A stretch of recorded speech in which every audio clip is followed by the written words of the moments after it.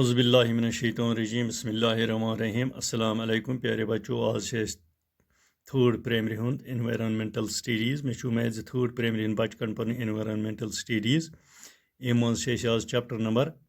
10 पढ़ान शेयरिंग अवर फीलिंग्स अमिक पे 2 पार्ट आज अमुक 3 पार्ट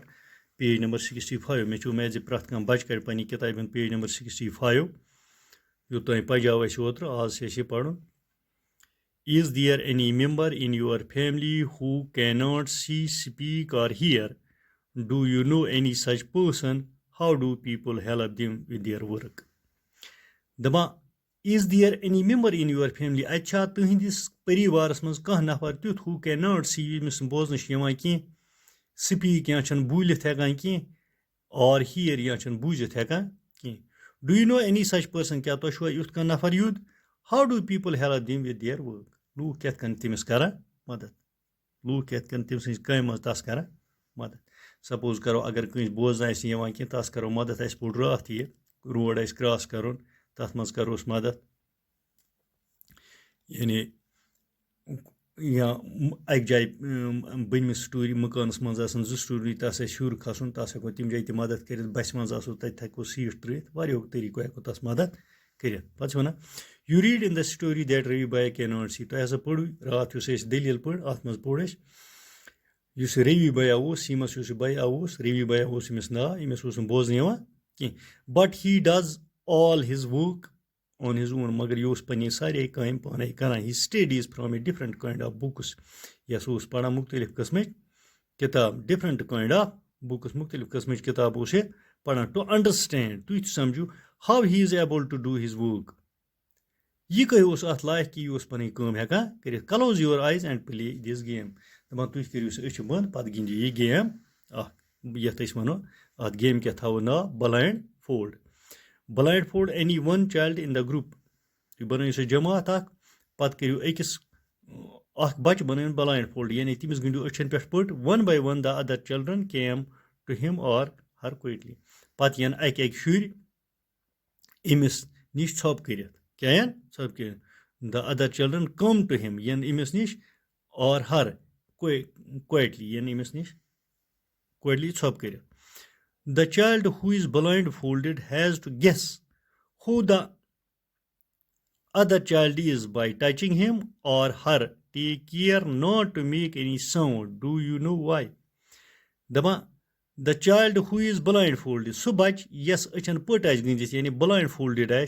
हैज टू गेस अमिस अंदाज लगावन who the other child is अमिस प्रिकिन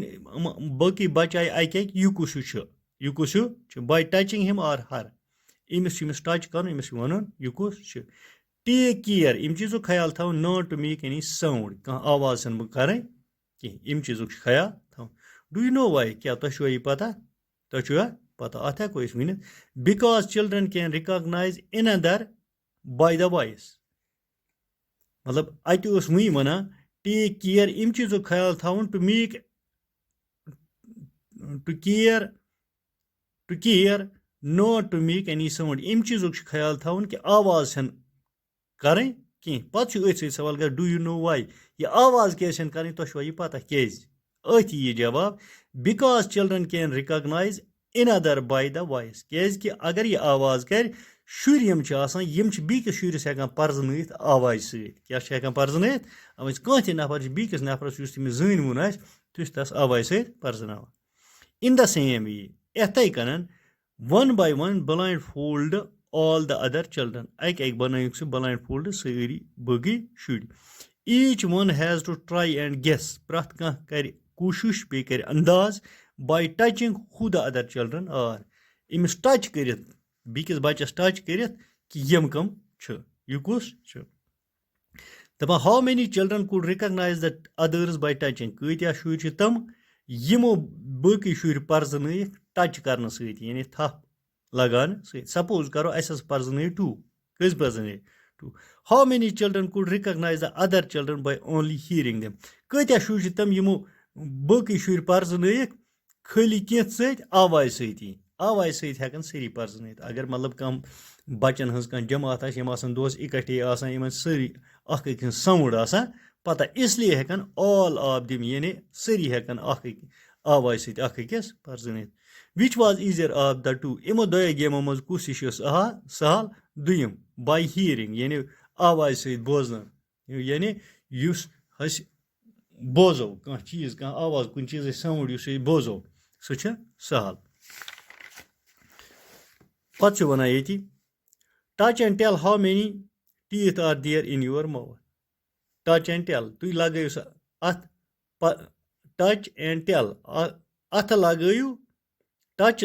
کٔرِو اَتھ لگٲیِو یا ؤنِو how many teeth are there in your mouth تُہنٛدِس ٲسس منٛز کۭتیاہ دنٛد چھِ یعنی سارنٕے چھِ اَسہِ پَتہ اَسہِ چھِ 32 ٹیٖتھ آسان ٲسَس منٛز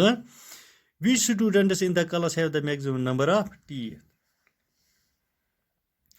تہٕ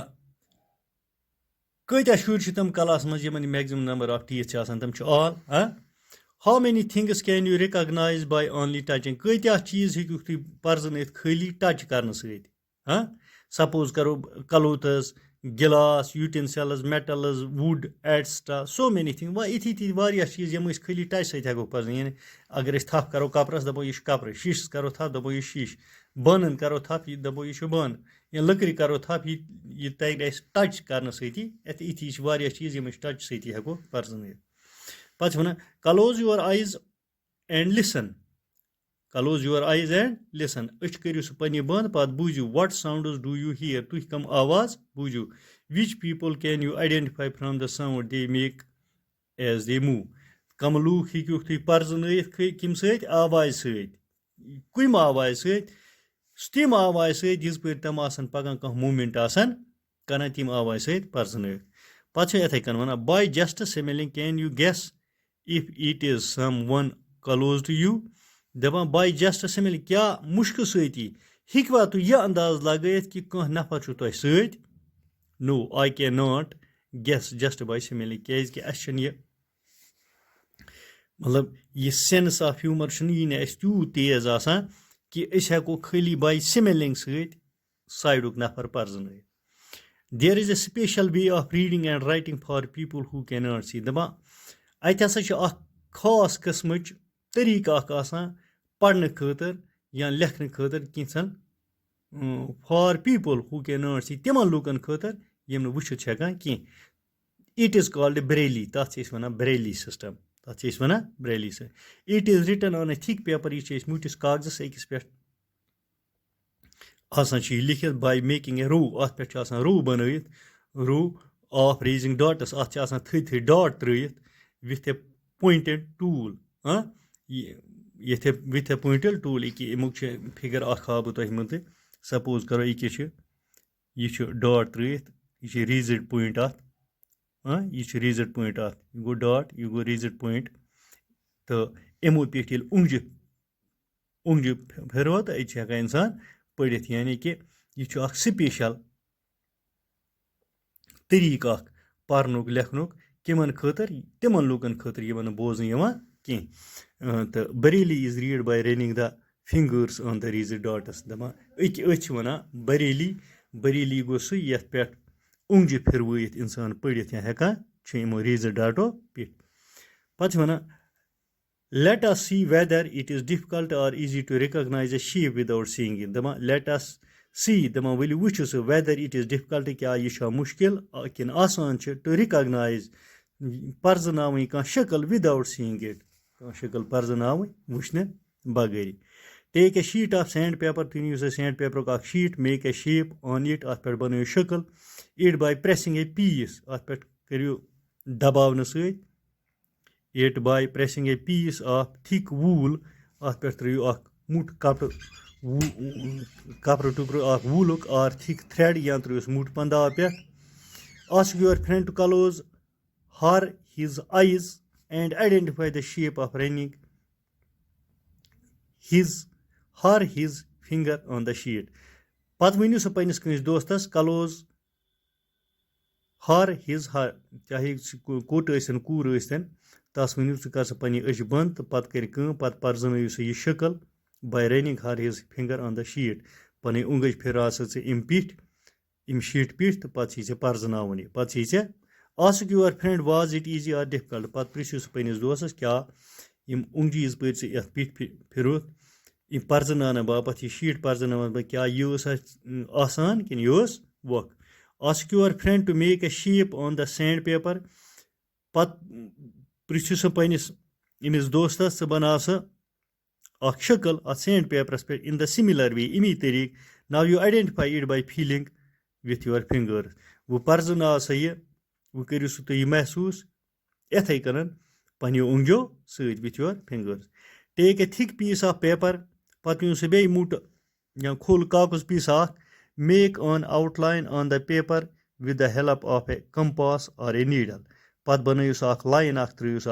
साइडस किम कि मत सत प्रकार ये वन कंपास या कुछ नीडल सत make dots at a short distance अत त्रुस कम दूरिस पे नजदीक नजदीक त्रुस dots on the outline drawn निम्र तरफ अत लाइन बनो अत पे you can see that the paper is raised on the other side तुम हसा वो बेक साइड हसा अत raised you can see that the paper is raised on the other side तुम वो अत वुल गमत बेक साइड ते now ask your friend to close his or her eyes and feel with the fingers to tell what you have outlined पत वनियो सा तुम पन्निस दोस्तस च कर सा अच बंद तो अच बंद करित वन सा अच बंद करित वन सा with the fingers to tell उंगजो सत यानी उंगजि फिरू तुम यम पीठ पत वन सा व्हाट यू हैव आउटलाइन तो क्या वुचो तत इजंट इट डिफिकल्ट क्या यह छना वो कि थिंक सोचो सा about how people who cannot see or able to read पत सोचो सह तिमन लूकन बारस मज यमन बोजन यवान कह think about how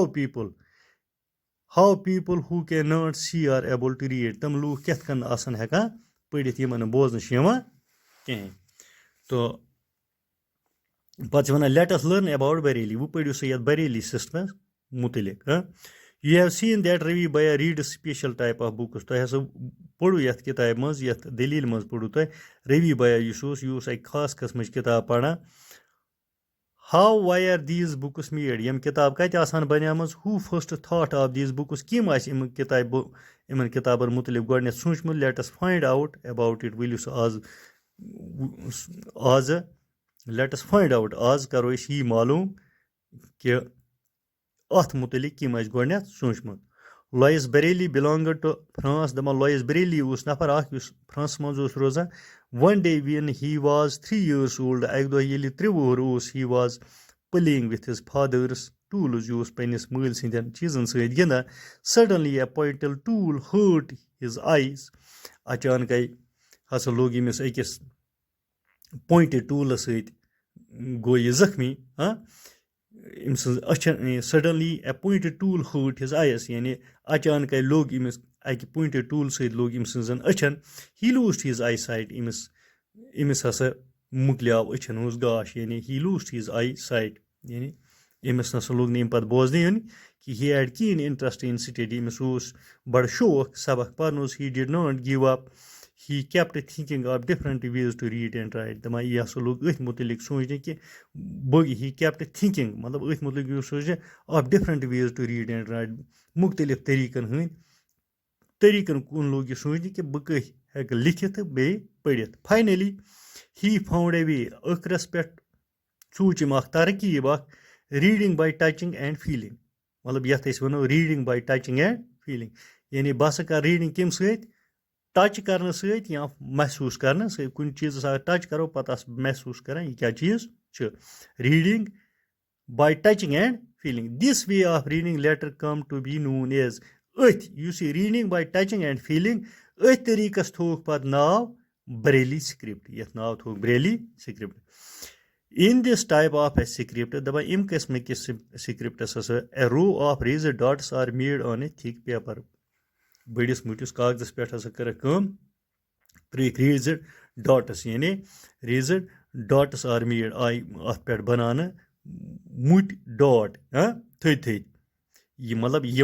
यमन इंसान उंगज हे लगित पत हे महसूस कर यह क्या because these dots are raised they can be read by running the fingers क्या यम डॉट आई इम बापत बनाने तो ये इमो पे इंसान उंगजी फिर सह हे पढ़ित on them this script is based on 6 points दपान यह स्क्रिप्ट बनियोमुत यह बनियाव किमन पे खाली 6 पॉइंटन पे the Braille script has undergone many changes these days वनकस अगर वो अत बरेली स्क्रिप्टस आमुत वारिया change this has made reading and writing simpler इम हसा बनो आसान कुस पढ़ुन तो लेखुन Braille can now also be written using the computer वनकस हसा हेकान बरेली कंप्यूटरस पे लिखित यानी कि वुचुन युस सह नफर यमिस न बोजन यवान कि सह कन हेके पढ़ित किताब यानी सह हेकान इमी बरेली स्क्रिप्ट सहित पढ़ित ये तुम वुचु ये वनान बरेली सिस्टम सपोज करो ये ई बन डॉटेड पॉइंट डॉट रेज गुमुत ये मुट मुट इमो पे उंगजी फिरवन सकान ये उंगज अत टच करान पत् यह महसूस करान अमिस तरान फिक्री क्या अत वनान बरेली सिस्टम यानी यह सुनस यस बोजन कह सह बरेली स्क्रिप्ट सहित पढ़ित तो यह सोन सबक ये नाव फीलिंग और शेयरिंग और फीलिंग्स मतलब पन ख्यालात ख्वाहिशात अकिस शेयर कर तो यह चैप्टर नंबर 10 यह पोड़ शेयरिंग और फीलिंग्स तो ये मज पढ़ कहानी सीमा यह कस कस पी फीलिंग्स शेयर कर दादी नानी बे रवि भैया तस शेयर कर बे अत मज ब्या दलील मतलब अगर कह सह शख्स यस न बोजन कह तस कम तरीक करो मदद कत करोस मदद तो बे सह कन पढ़ित तमिस कम मुश्किलात जिंदगी मज तो यम तो अत मुतलिक हूँ सबकस मज तो इंशाल्लाह अथ मुकलियाव यह चैप्टर सोन चैप्टर नंबर 10 सुबह पढ़ो नौ सबक तीस कालस दियो इजाज़त खुदा हाफिज़।